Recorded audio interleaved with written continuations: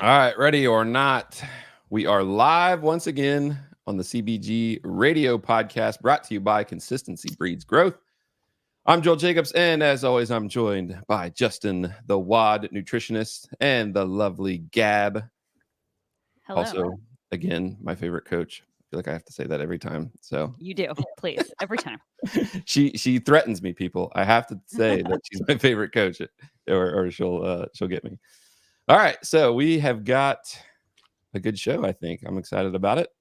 Let me do some shifting around here. There we go. That's our lineup for today. So first and foremost, we want to give an athlete shout out to CBG Athlete. Let me bring it up here. Oh, see, this is what I was talking about. Lots of clicks today. You got this. There we go. All right. CBG Athlete, Anuka Greer. She is headed to Dubai, the Dubai Fitness Championship. She qualified or got an invite or something. I don't know the exact details. Anybody know the details of how she got there? I think she got an invite. I think Luca won the qualifier. Yeah, he did. And Jamie Green. Jamie on the girl side. I didn't have that ready. Yeah. I will look it up. It's Jamie. I think she's married now, so maybe her name changed. Oh, Simmons. Right? Yeah. Yes. I believe so. So yeah, they got there, but I don't know if Anuka or them were also on the leaderboard, but maybe they just got invites. I know Hannah Black is also going, who's a CBG athlete. Oh, okay, cool. Yeah, so her and Hannah Black. Sweet. Team CBG. Both work with Coach Amanda, by the way, our head performance nutritionist. Savage. Shout out to Amanda, Coach Amanda. Luca and Jamie Greenwood. Greenwood. Yeah. Is that Green? Sorry, Wad. Yeah, I got it right. Jamie Green. It is Jamie Green. Yeah. Nice. Okay. Cool. Right, so nice. Good luck, Anuka. Good luck. Get him. Also too, I saw this in specific to Anuka was she is also in the current qualification for Wadapalooza, Miami. So she's nice. in 6th place here. 6th place. Yeah, they just did Zoe Warren. Who else is on this list? Let's see. Nina, she was a CBG athlete before, number 12. Nice. She's doing the qualifier. She trains with Guy and stuff, I think. Cool. Wow. Yeah, good list of athletes. They're always new up-and-coming female athletes. Always, every year. It's awesome. Yeah. Uh-oh, I lost that. Uh-oh. There we go. Nice. I'm still figuring this out a little bit. Speaking of athletes, I've been giving hints as to who the new CBG athlete is. Yeah. I will not release it yet, but I will give another hint this week. So what hints have I given so far? They're going to be at Rogue competing. They're going to be at Rogue, and you said it was a female athlete. Yeah. I'm trying to think of what other hint I can give without giving it away. She's blonde. There you go. She's a blonde female athlete headed to Rogue. There you go. So check the list out. Make your guesses. You know. Nice. We'll see. I saw a post from this person, and I thought like there was like a teaser post that was like, "Hey, should I do this kind of post?" And I thought, I'm like, is this going to be an announcement for? You know, like because it had to do with like it's coming soon. Only a few people know. Our team knows and our coaches, and you obviously, Joel. Yeah. But nobody else knows. So, yeah, it'll be cool when it comes out. We're excited for it. It's exciting. Yeah. Yeah. All right. Coming up next, moving on, we've got news or noise. There is a company that, let's see, how would you describe them, Gab, as far as like in the space? Like a sports nutrition company. All right. So I guess you say it Element, right? Or do you just say LMNT? It is Element, but I do think they missed a really big opportunity to call themselves LMNT, which is how I refer to them. But it is, for all intents and purposes, it is Element. But I think LMNT is a little bit more fun. All right, we'll go with the fun version then. So they got caught red-handed apparently with maltodextrin in their supplement, which is their electrolytes, right? Like sodium, potassium. Like, isn't that what their thing is? Sodium, potassium, magnesium. Yeah. Magnesium. Okay. So then, and the big thing about this controversy is that they promote it as 0 sugar, right? And no dodgy ingredients, quote unquote. Yeah. No, oh, there you go. Yeah. No dodgy ingredients. So apparently maltodextrin amongst the community that they are marketing towards believes that maltodextrin is a dodgy ingredient. So what's your guys' take on maltodextrin? Maltodextrin is a carbohydrate. It's not a sugar. It's not sugar though. Like defined as sugar, like it's not really sugar. It's not sucrose, fructose. High fructose corn syrup is sucrose and fructose put together. It's none of those things. It's more of a complex sugar, complex-ish. It's not like as complex as like, a long chain polysaccharide, for example. And it's used as a post-workout carbohydrate, which is really good for athletes that want to replenish carbs and glycogen post-workout. What's noise is that this is an issue. Maltodextrin is an issue. What's news is that they didn't disclose that they had maltodextrin in the product. Yeah. What's also noise is that it can't be very much. I mean, like the pack, it's like how fucking much could be in there. It can't be that much. But it's the disingenuous not listing of the ingredients that make it more of an issue, I think, than anything else. Right? Yeah. So LMNT says that there is between 250 milligrams to 550 milligrams in one mix. That's like is that minuscule? Yeah. That's like a little finger, like 100%. Really? Anytime we're talking about these, like, is it good? Is it bad? Should we not? It's so blatantly obvious that people don't really know what they're talking about when they give a very black and white answer. Yes, you should have it, or no, you shouldn't. These things are always they always exist in the gray area, because in reality, like, it depends. Should you avoid it? I don't know. What are your goals? What are you looking to do?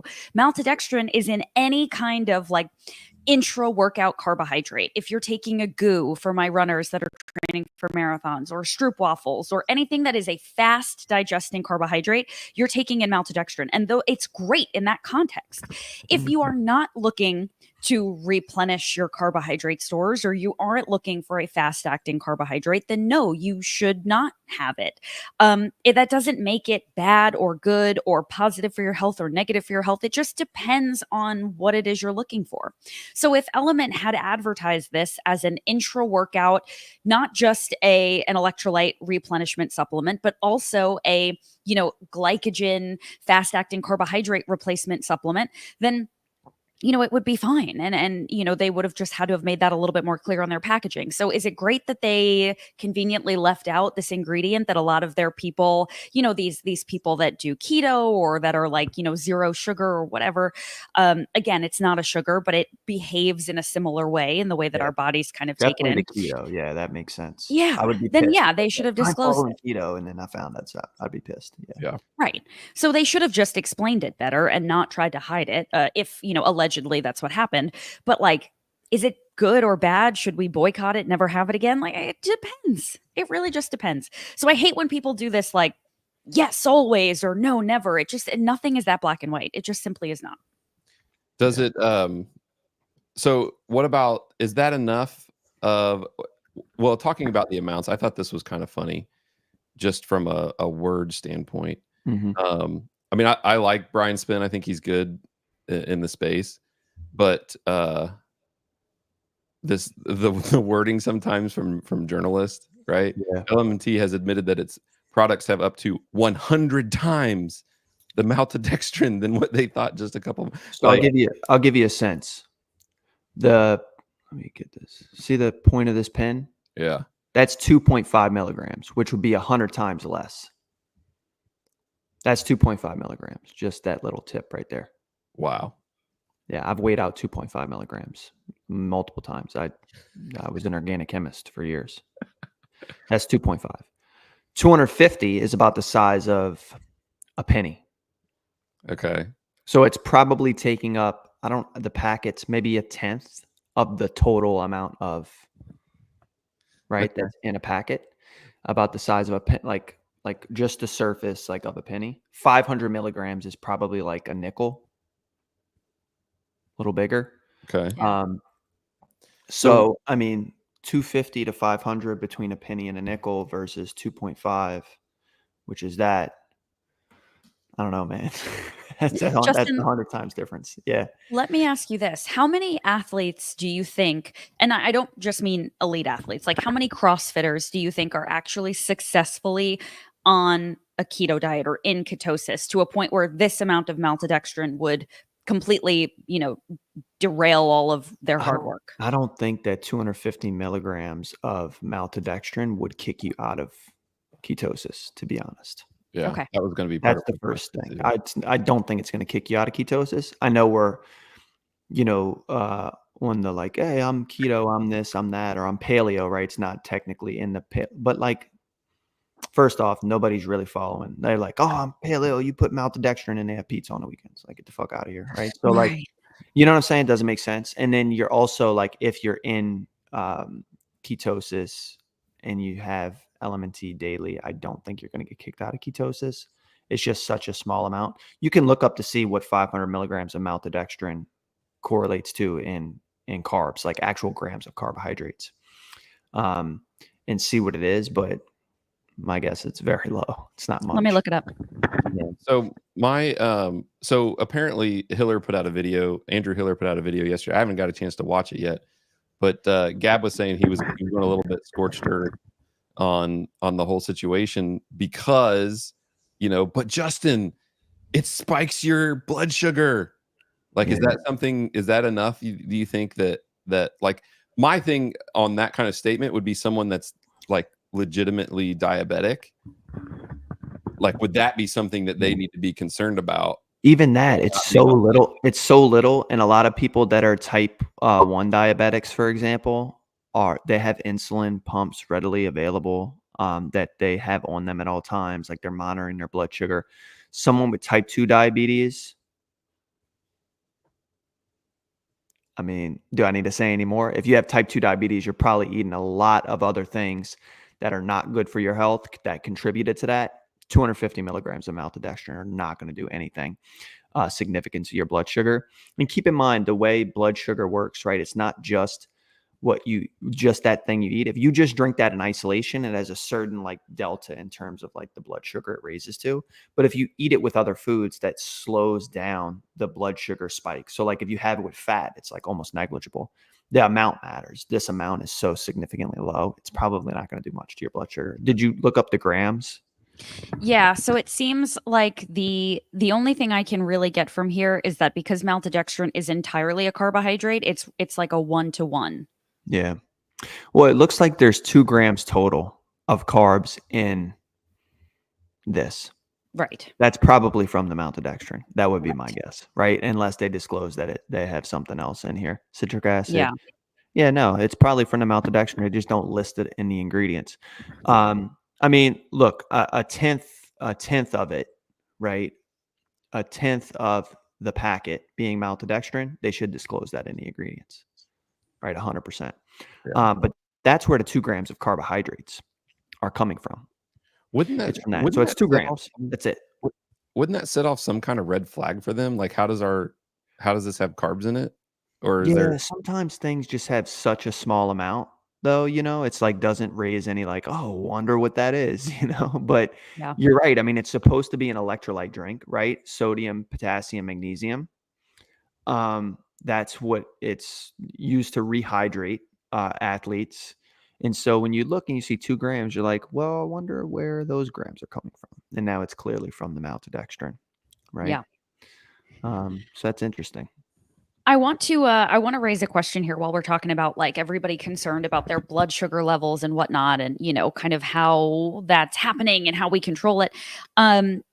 what are your thoughts, Justin, on people that wear CGMs, the continuous glucose monitoring systems, people that are not diabetic, who just are interested in their glucose levels? Mm-hmm. I think that there's a lot of valuable way to get information about what our bodies are doing and the inner workings and all that stuff. Not all of it's that useful. Yes. Right. That's what I think about CGMs, continuous glucose monitor, stuff like that. If you are someone that is in the pre-diabetic, diabetic range and you want to wear a CGM, I think that makes sense. Otherwise, I don't really think it's going to be that beneficial for you. I would be more interested in like understanding, especially if I'm an athlete, like where my heart rate zones are to make sure I'm training in the right zone to get the right adaptations. I would be interested to see more understanding of like, you know, when you fully like reach maximum hypertrophy in a muscle. So like, let's say you're training legs, right? And you're like, all right, I want to know like when I should do my last set to recruit all these muscle fibers so that I can actually start to grow muscle. I would love to see some sort of understanding and technology that can do something like that. Cause then you know when to stop training, right? So like me, for example, it's going to take me a lot less sets, a lot less reps, and a lot less weight to fully start to you know, get in enough to say that I'm, you know, hypertrophying the muscle, right? When I do a workout, like, all right, I walked away from that workout, recover, rebuild, adapt, and now I have more muscle on my legs. It's going to take Chandler Smith a lot more reps, sets, and weight. Yeah. How do we start to understand data like that so that people are not overtraining, undertraining, and they're understanding that aspect, right? Yeah. That would be really cool data. But a lot of data like this, it's just not that useful. And a lot of people don't even listen to the data anyway, like the Whoop. They're like, oh, your strain is so high. Don't train today. And they fucking go train anyway. Yeah. Who cares? You know? So like some of it's useful, some of it's not. I don't think CGMs are that useful for people unless you are in the pre-diabetic, diabetic range. Or they're like, your doctor usually would recommend like for you to have one-on-one for like a couple days if they have some concerns for you. But for athletes and stuff and like people just doing, you know, 4 to 5 watts per week, it just doesn't, I don't really think it makes sense.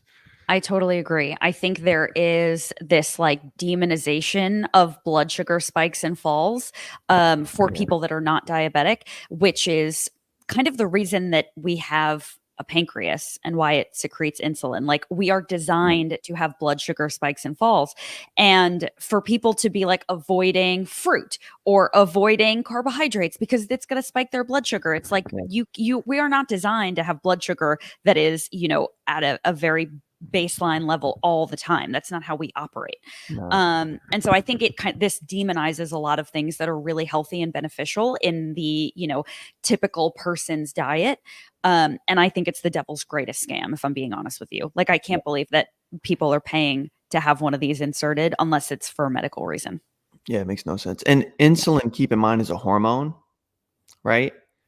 And spikes in blood sugar mean that insulin is released from beta islet cells from the pancreas.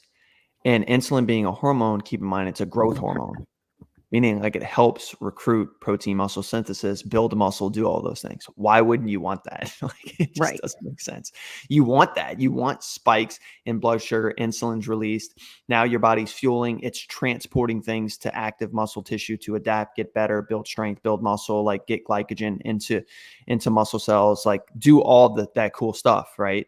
The issue becomes when you overeat things and now it's like, oh, well, we don't have anywhere to put this. We're going to store it as body fat for now. If it equilibrates later and our metabolic rate goes up or we burn more calories, it'll balance back out. If not, we'll keep gaining body fat, right? Like that's how it works.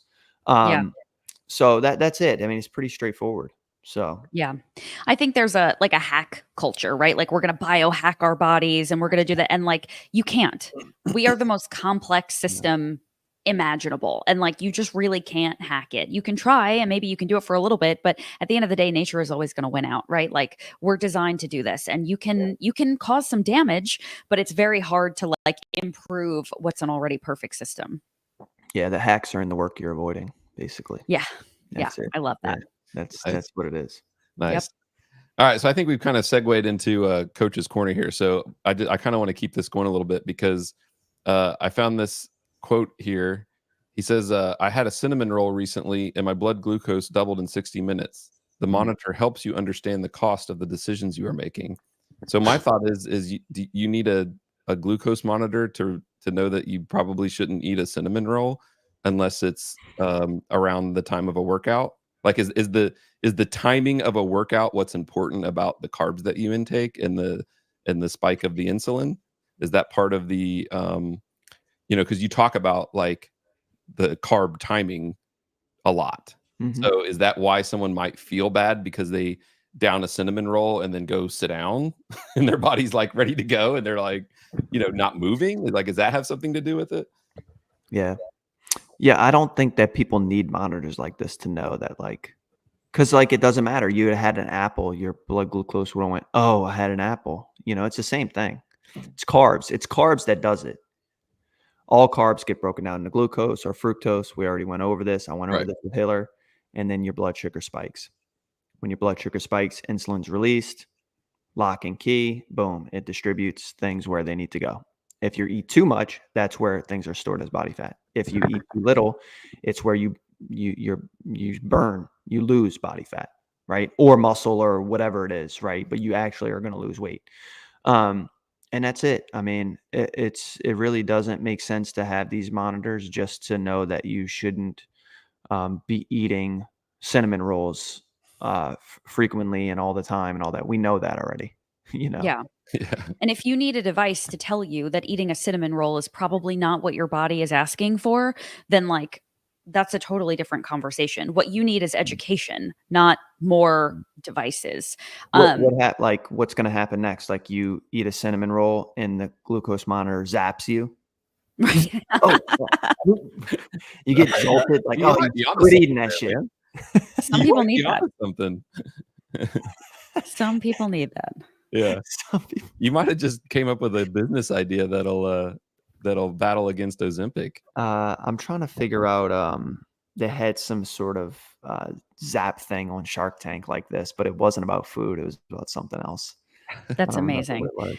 Yeah. There are like intermittent fasting canisters that you can buy, and I you know. can put your food in it and set it to lock at a Set a certain timer. time so you can't get out, or you can't get in rather, which I think is unbelievably crazy. Like that's the way we've gotten there. That's Get what people food are anywhere, buying now. man. You can order some in 5 minutes. Get to your That's house. what I'm saying.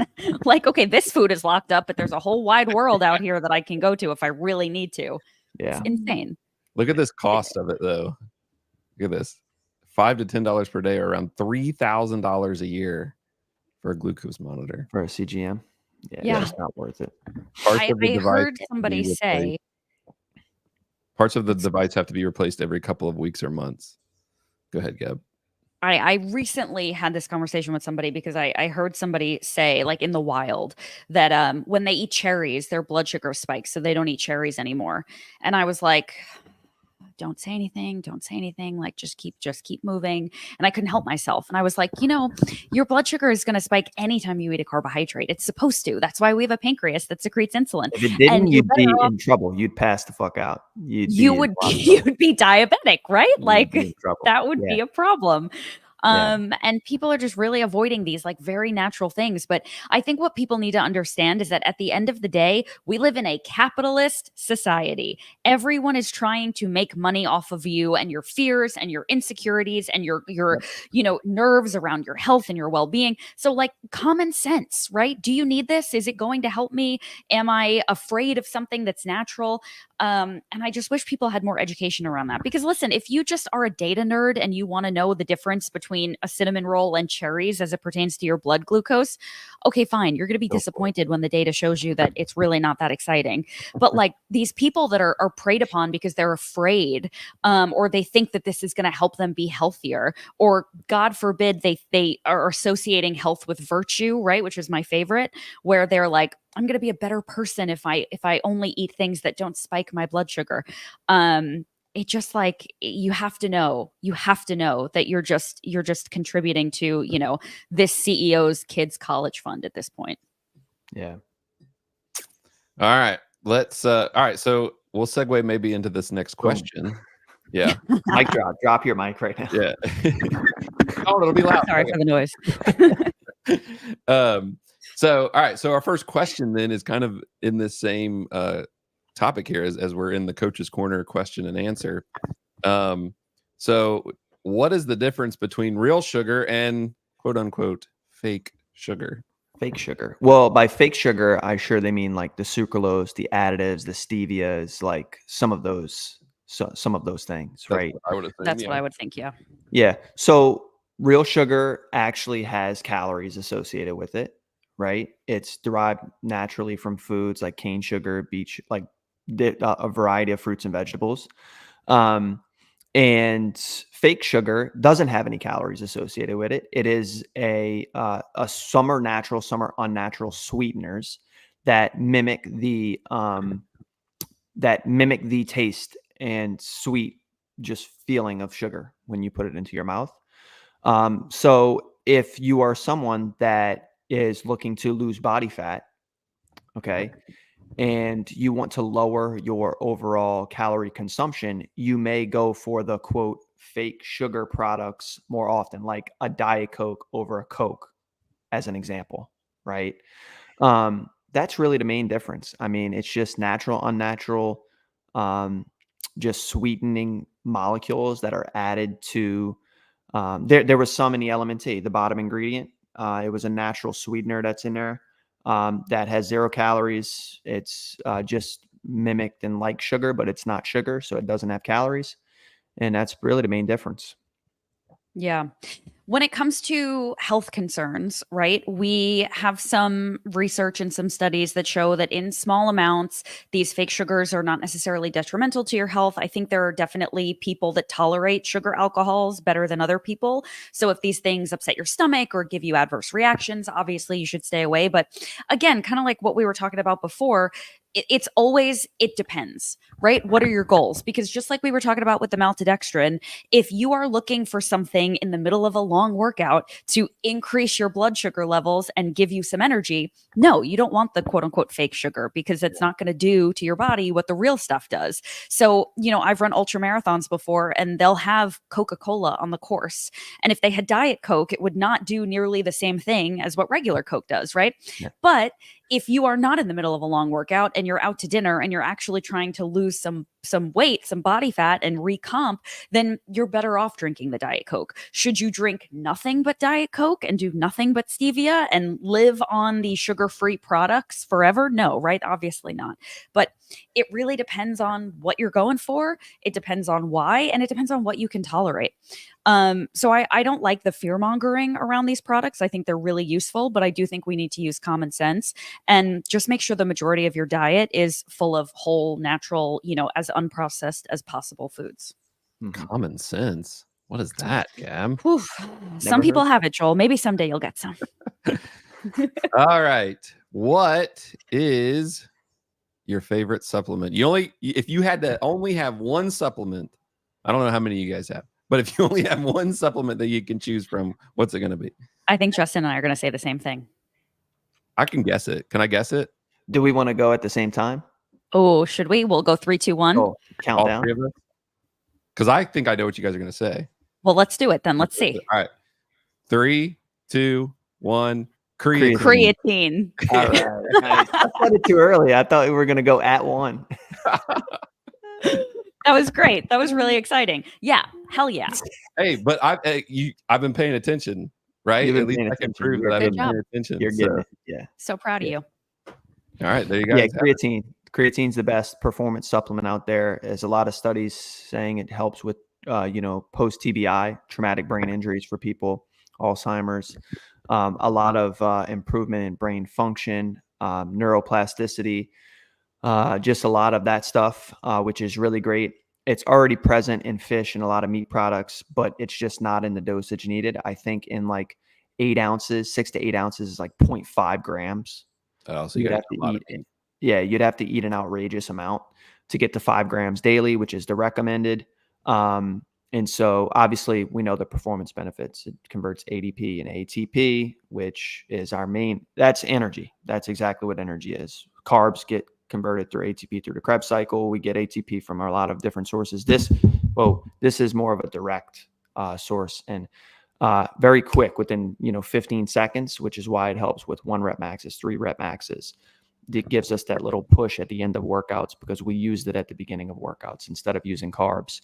And it fills the actual void of a supplement, right? The actual supplement, right, is we cannot get enough from the diet that we're following and the nutritional protocols that we follow. So we need to supplement this otherwise. That's what a supplement is, right? So LMNT, for example, not really that great of a supplement, right? You can get magnesium, potassium, and sodium elsewhere. Yes, does it bridge the gap a little bit if you have it, but it's really expensive salt. Yeah. It works, but sorry, that's what LMNT is, or element. Sorry. And so that's it, right? Creatine, on the other hand, could not be accessibly taken in the amounts from just nutrition alone, which is why it works so effectively as a supplement. This is why protein powder works very effectively too. Can you get protein from? Yes, but is it easier to take a protein shake to get in that extra fifth of a protein you need to hit your protein goal? Yes, that's the goal of any supplement out there. It's isolated, concentrated in one place in a powder, something like that. And then you go from there. Creatine, let's go. How cute is that though? Like, come on. That was a good picture. Did it get a lot of likes? It didn't do as well as I had hoped. And I was honestly like, I'm going to That's frame how it this always and put this goes. up It in never does my as well. apartment. Justin, I want to talk about 2 things before we move on from this. The first pertains to creatine. So oftentimes when we're talking to particularly the female population about creatine, people get a little worried about the initial bloating, the water retention. I want to talk a little bit about why that happens. And I also want to talk about my tips for my female athletes for like kind of skirting around or like maintaining that 2-week period. Because it's typically about 2 weeks where people feel a little bloated, uncomfortable, the scale goes up. And that can be a little, like, it's often a deterrent, I think, particularly for females. So why don't you explain a little bit about why that happens? And then I'll talk about my tips for kind of getting over that. Yeah. So when creatine loves water, so it attaches itself to water, right? To water molecules. And so therefore you hold on to a little bit more water than you otherwise would. And that's what causes the slight uptick in the scale. Same thing happens like for a lot of women during, their period, right? Their body is trying to protect itself. It holds on to a little bit more water. And so the weight's up a little bit. It's a similar response. The bloating feeling, I think, is, I don't know. I've never felt bloated taking creatine. Creatine is obviously, you do ingest it and obviously goes into your stomach, but eventually it gets distributed to muscle cells. That's where it stays. It stays in muscle cells. It doesn't stay in your stomach. So should you always be drinking a lot of water? Yes. When you take creatine, you should be drinking more water as well. So that way it gets distributed from, it's in our stomach. It actually gets to working muscle tissue. That's where it's stored, right? Creatine is stored in the muscle. So do you have bloated biceps? I don't know. You guys tell me, right? But that just doesn't make sense. And so that's for the uptick in the scale and the reason why it happens. The way that I look at it is your weight on creatine is your weight. If you're not on creatine, that's not your weight. That's like a underwhelming version of yourself because you're not taking creatine. So recalibrate like, I'm 150. No, I'm actually 152 and that's my weight. And it's because I'm taking creatine versus like, no, I'm 150. It's like, no, you're 152. That's your weight on creatine, right? It does recalibrate out. Everything's fine. But that's, what I would say about creatine and, getting over the scale side and, some of that stuff. So I like that. Yeah. Yeah. And I think most of us would be totally happy gaining 5 pounds of muscle, right? Or whatever. Like that's kind of what we're all in the gym to do. So if the scale is going up, that's not 150 to 152. That's not an increase in body fat, right? That's an increase in the weight of your muscles because now they are saturated with creatine. So like hell yeah, right? If you do a bunch of bicep curls and your biceps get a little bigger and weigh a little more, who cares what the scale says? So I like that. I like that recalibration idea. For my females who are concerned about the bloating or the increase in the scale or what have you, I always recommend that my female athletes who are beginning creatine for the first time, that they start it during the week of the month right before their period. So that 2-week time frame is associated with a time when they might already be experiencing a little bit of bloating and water retention and a little bit of an uptick in the scale, so that it kind of is in a natural place anyway. And then once that's over, the creatine initial phase has kind of also passed, which just makes it a little bit more tolerable, I think, and a little bit easier to kind of mentally get through. Yeah. That's good. Nice. I like that. Also snort it. Just kidding. Obviously. Yeah. Have you ever like dry scooped it? Tell the truth. No, I haven't. I tried doing that once with a pre-workout and I just never did it again. I see people doing it all online. I'm like, I'm never going to try it again. Like, No, I almost I died. Did you do like the choke cough and it like, Yeah. like Yeah, it was so bad. Yeah, I'm never doing I it. have taken creatine and put it in a shot glass with like a little bit of water just to get it in. Okay, you can do that. It's Yeah. unflavored, right? But it's not like a super pleasant experience. Yeah. and generally, I think the other kind of thing about creatine is it's relatively inexpensive, right? Yes. Yeah. Yep. Very inexpensive for the most part. Unless you get it with a bunch of added craziness and you fall for some company's marketing Yeah. BS. It's very inexpensive. The gummies tend to be a little bit more expensive, but they're just so unnecessary. Like, just take the freaking powder. I was wondering that too. Like the Yeah. gummies, I was kind of like, I don't know about that. That seems Yeah. a little- It's just not, it doesn't matter. Before we move on, Justin, I have one more question that's kind of in this realm. Joel, I'm sorry. My question for you is about people that are maybe a little hesitant to get protein from protein powders or protein bars. I know when I work with clients, I prescribe them protein powder and protein bars just as a way to like very easily get the amount of protein that they need throughout the day, because it's tough in just food alone. Yeah. But occasionally I'll have somebody who's like, oh, I don't want to take it from a supplement. I want to get it naturally. What are your thoughts on this? And how do you navigate that with people? Yeah. I mean, if they're getting it in with food, go for it. I mean, but I don't know a lot of people that can do that consistently, right? So like you have to pick your battle. It's like, oh, do we want to get it all in from food and not get enough? Right? Because that's going to be way more detriment than actually just drinking a protein shake. And get a clean, like X Endurance has a really great one. And then Isopure, different forms of whey protein, right? There's like whey protein that's like, I don't know, it's like 95% whey or something. We can look it up, but it has other like things in it. It's not fully processed, hydrolyzed, all that stuff, right? Then you have concentrate, you have isolate, right? You have different graded forms of it.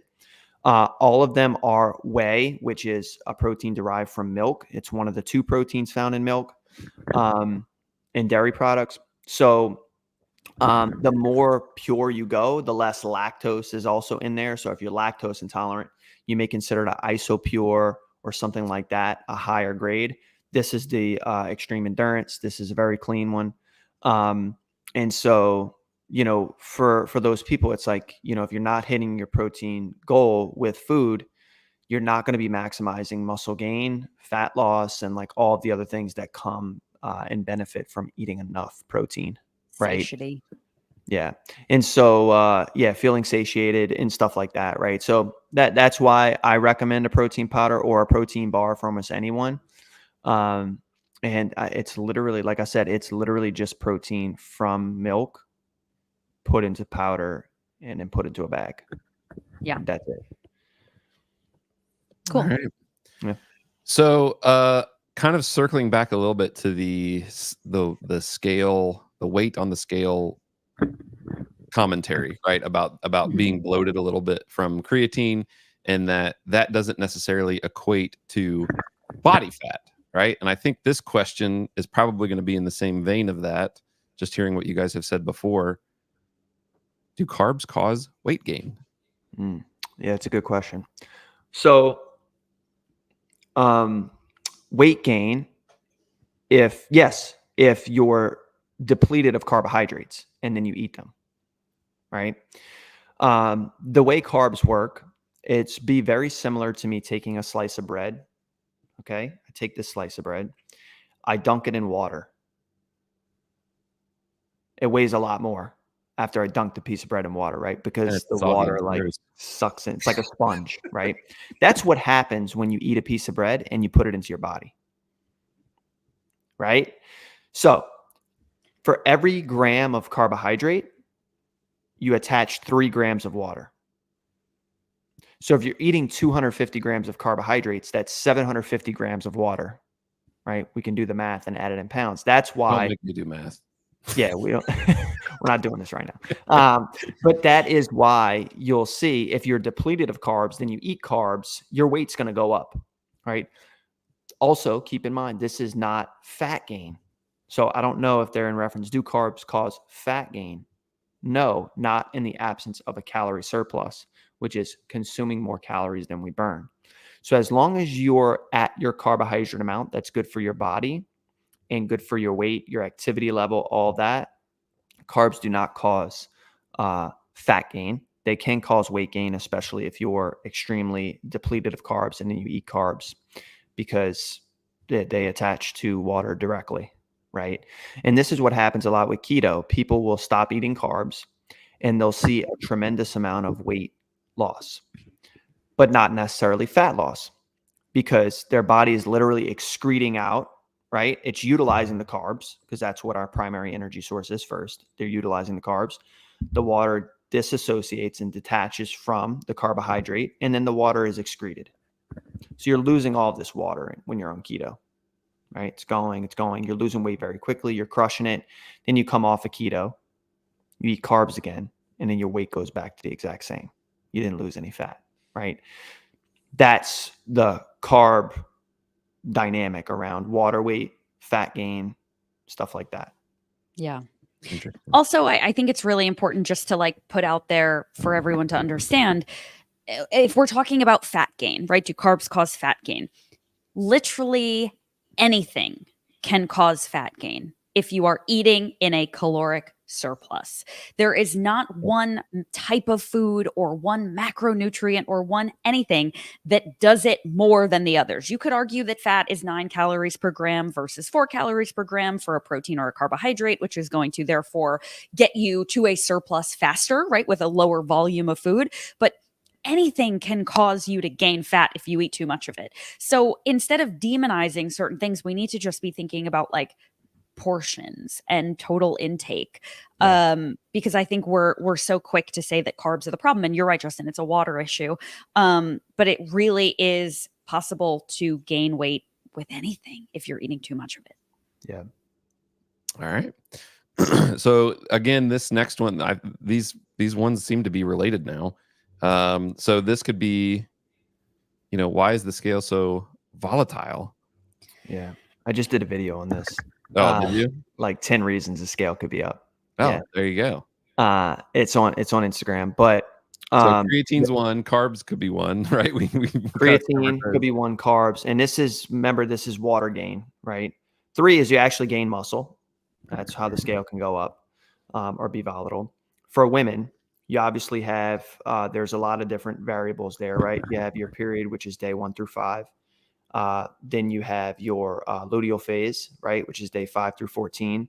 And then 14 is peak ovulation. Scale goes up there. Estrogen is also heightened during the follicular phase, which can also cause the scale to be invariable because hormones are changing. Progesterone peaks in the follicular phase, which is day 14 to 28. During that time frame, a lot of cravings go up. That's maybe you're eating a little bit more carbs, so your water weight is up. You can obviously experience changes in the scale when you are in your period, right? That first 1 to 5 days, or maybe even a bit before. Your body is getting ready to protect itself, so it's going to hold on to a little bit of water there. If you haven't pooped yet, if you eat a lot of fiber, if you're overly sore, did a really hard workout and your muscles are sore, your body's going to hold on to more water there. Any new changes in medication, creatine, we already went over that. Yeah, I mean, that's just like 5 or 6 or 7 reasons right there why the scale could be up that had nothing to do with fat gain at all. And so just keep that in mind. Stress, lack of sleep, I mean, I can like literally everything. This is why we Yeah. follow trends, right? And not one specific scale weight day to day and compare. Doesn't make any sense, right? I also think we are typically using like home bathroom scales, right? A lot of us are not using like professional NASA grade scales. Yeah. And these machines are not infallible, right? Like you can step on the scale, step off the scale, step back on, could read a different weight, right? Like it's so Yeah. imperfect, which is why I think I really think some of the best advice to give people, and I say this to my clients all the time, we cannot use the scale as the one and only measure of success. We just can't.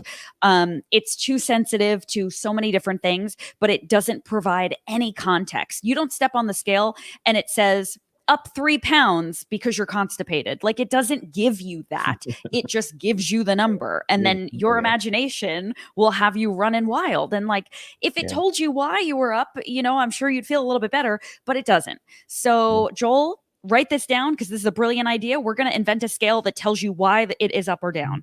Thank you so much. I just made us all a lot of money. Magic 8-ball scale. Got it. Thank you. Yeah, it doesn't even have to work, so good. right? Yeah, it just give a reason and we'll make a ton of money. It doesn't even need to be accurate. But I hate the scale. I hate it. I hate it. And I don't have a personal issue with my weight. But I just think it doesn't tell the whole story. And that's why we need other measures of success. And it's just too sensitive. So if you are marrying your sense of, is this working or is this not working with the number on the scale, you're always going to be disappointed. And speaking of Instagram, I did a post not that long ago that we collaborated on about how, body recomposition is most people's goal. You may not know that, but it is. You want to have more muscle and less fat so you can see that muscle. You look really lean and jacked and athletic. And so if you're focused on losing weight, I want the scale to go from this number to this number. You're going to be severely disappointed because you're going to look the same, just a little bit smaller. You are not going to look, more fit. You are just going to look squishy. So instead, theoretically, we want the scale to go up. We want to be heavier or at least the same as you lose fat and gain muscle. So we really can't be so hyper focused on this number. It's not the end all be all. It's just not. Can you go to the CBG story real quick, Joel? Yeah. While you have it up, I'll show you an example of recomp. And also keep in mind with the whatchamacallit. Yeah, keep going. That's recomp. Not a single pound lost. This is Gab's client, actually. Yep. Yeah, pretty She cool. crushed it. Yeah, she crushed it. And if she was only concerned with the scale, she'd be devastated because nothing changed. But And keep in mind with the scale too, you want to weigh yourself at the same time of the day with the same amount of clothes on, right? Like try to keep it as consistent. Don't weigh yourself Monday and then Wednesday afternoon and then Friday midday or like, with different amount of clothes on right after you get out the shower versus just the same thing if you're going to use it as a tool to measure some sort of level of understanding or progress. Is this my running coach? Oh, sorry, Joel. Is this Emma? No, this isn't okay. Emma. All right. We're going to have one of Gab's clients on the show soon. So psyched. Yeah. My running coach used to make me weigh myself before a run and after a run to know how much I needed to eat and drink. And just 2 hours of moderate running, right? In the heat in New York City, hilly, sweaty, and it could be like 7 pounds. Just in sweat and, carbohydrate depletion. But like, if I didn't know that and I just got on the scale after a run to see how much I weighed, I'd think, oh my God, I just lost 7 pounds. I'm so lean and whatever. And then I'd eat a meal and step on the scale again and be like, oh my God, I just gained 8 pounds. Now I'm up a pound. Like it's imperfect. Nobody weighs the same every single day. It just isn't, it doesn't happen. I'm very passionate about this. I can tell. I like it. I like passion. So the lesson there is, guys, the scale is a tool, but it is not the only tool of progress, right? That's it. Amen. All right. Why can't I lose? Here we are with the weight question, right? The weight word again. Why can't I lose weight even though I barely eat? That's a good I one. have so many thoughts on this. Yeah. I'll keep it brief. I think that barely eat needs to be defined a little bit more clearly, because barely eat could mean you have very high calorie foods throughout the day and still feel really hungry. And you think you're barely eating. And you actually are eating very little volume of food, but a very high consumption of calories, which is causing you not to be in a deficit and not lose weight. So I would keep that in mind, because most of our clients at CBG eat the most that they've ever and lost weight. How the hell is that possible? It's because they're eating calorically, foods calorically that actually keep you satiated, that have micronutrients, vitamins, minerals, other things like that in them, that fill you up and get in the calorie support that your body actually needs, right? So I would say that's one thing. And then, I would say that's probably the main culprit for most people, to be honest. And others is you're isolating maybe a couple days where you barely eat, and then a couple of other days you are over consuming, but your mind is fixated on, because this is what we do. We want to be successful with everything in what we do. So I think, what's his name? That famous guy that talks on stage, Tony something. Tony Robbins. Tony Robbins. He talked about this. Look around the room and try to find something that is gray. All right, look around. All right, did you find something that was gray? Did everybody find something? Yeah. Mm-hmm. Okay. I bet you also looked at some stuff and was like, that's black, that's kind of gray, and you called it gray to make yourself feel successful. Yeah. Right. Oh yeah, like that. This thing here is like kind of gray, but like it's kind of also see-through. I don't know. Should I count that? I'm gonna count it, right? Because I wanted to find as many things as possible that were gray, right? So we do this with ourselves and other aspects of our life. We're like, we did so good today.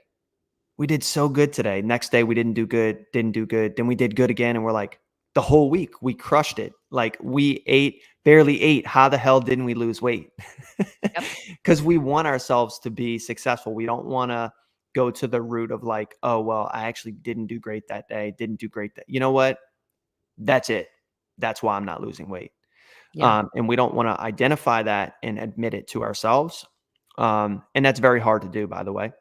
And so that's another thing that I would say is important, is recognizing those days where you really are like eating more than you're supposed to. Because if you are consistent throughout the week, 5 days, and inconsistent on the weekends, you're only 75% compliant.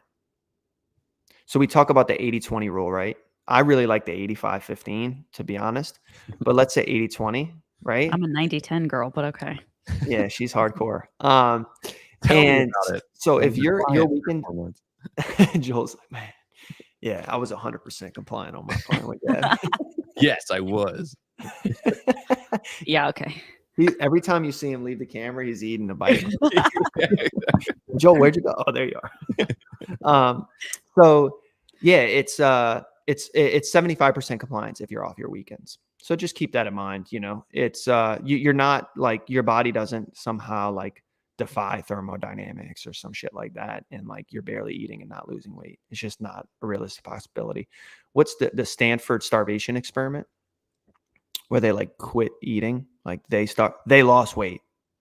They didn't quit losing weight. Their body didn't like, do some There was weird no thing starvation mode. Yeah. yeah, no starvation, none Oh of yeah, that. yeah.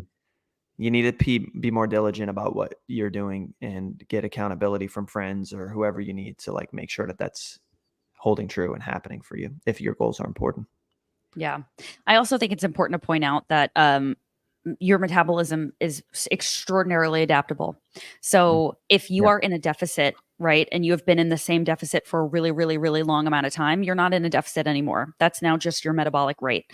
And so you can't just constantly eat less, eat less, eat less, eat less. It doesn't work that way. I mean, you'd starve, right? But most people don't have the discipline to truly starve. Not that that's what we're suggesting you should do, but just realistically, if you're setting your MyFitnessPal to 800 calories a day, I don't think you're eating 800 calories a day. You might be logging 800 calories a day and saying, why am I not losing weight? But you're not. So if you are truly at like a 1500 calorie a day and that's a deficit for you and you've been there for years, it's not a deficit anymore. Our bodies are extraordinarily smart and we adapt. Our metabolisms adapt to what we are taking in and what they're receiving. So we just it's quit important. moving as much, right? Like we'll just eat less, we'll just quit moving as much. So that's why you got to give your body enough calories to want to move, to want to do stuff, to want to push in your workouts. That's going to help put you at a deficit, right? Instead of like lowering.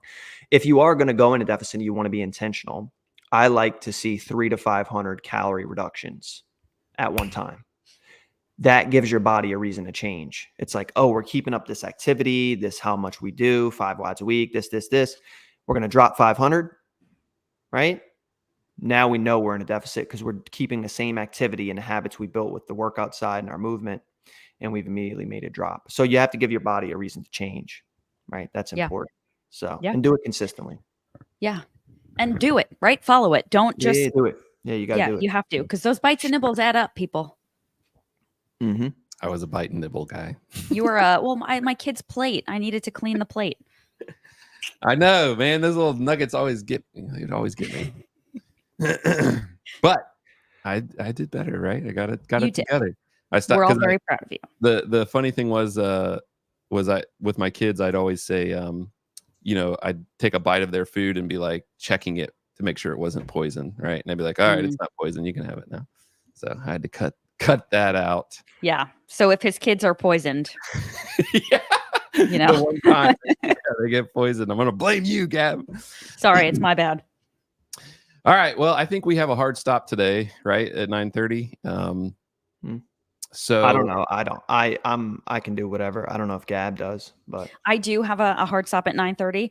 But we have a few seconds if we have one more. A few seconds. We can speed round it. No, it's all right. That was pretty much the last question. The last one, this last one I put in was my own thing. It's like, what the heck is this NAD, this NAD plus? It is blowing up my Instagram. Like, so the real quick answer then, is it snake oil? NAD plus is naturally produced by the body. It just, now there are supplements out there giving you more of it. Supposed to help with the aging, slowing the aging process down, right? There's not enough research to say conclusively whether this is going to support or help, but I would say it's also one of those things where it's like, you're not going to hack your way taking NAD plus from not sleeping, from not eating the right things or exercising. So if you're doing all those things and, this new thing comes out, you want to get after it and take it, go for it. That's my thoughts on it. I can do a little bit more research, but that's where I'm at. We'll save that for a future coach's corner then maybe. Yeah. But that's the show for today. We did have a couple comments here. I'll just bring them in real quick as shout outs. Liz Keith says that LMNT did kick her out of, I guess Liz is well, yeah, but it's not, it could have, but it's probably like a lot more than you thought it was. It wasn't LMNT, unless you drank maybe a few a day, like 4 or 5 a day. Maybe you could do that, but it could not kick you out of ketosis if it was 2 grams. That's a physical impossibility. There you go. Yeah. And then Julie Jones. Hey, Julie. Hi, Julie. Yeah. Good morning. Because Julie popped in on the show that you and I did, Gab, on my channel, right? Yeah. Yeah. Julie's the best. All right, y'all. That does it for today. We will catch you here at November 4th will be our next show, a Monday morning show. And we are going to have a client spotlight that morning. So I'm excited. We're going to get to meet Emma and hear her story. So you all have a great week, and we'll catch you next time.